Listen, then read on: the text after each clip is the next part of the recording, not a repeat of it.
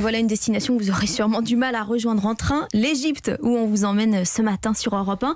Et accrochez-vous, puisqu'on retourne en 2000 avant Jésus-Christ, au temps des hiéroglyphes et des pharaons. Voilà, écriture qu'un jeune historien de 32 ans réussit à déchiffrer au tout début du 19e siècle. L'aventure Champollion, c'est le nom de cette exposition à découvrir en ce moment à Paris. Oui, c'est à la Bibliothèque nationale de France. Un parcours pour découvrir la méthode de déchiffrage du savant qui, vous allez l'entendre, a aussi inspiré les experts informatiques du 21e siècle, Marie Jiquel. Pour percer le secret des hiéroglyphes, Champollion a eu besoin de 3 choses. Sa connaissance des langues, il en parle une dizaine, la célèbre pierre de Rosette et beaucoup de patience. La quête de sa vie est là sous nos yeux, tous ces manuscrits remplis de notes colorées.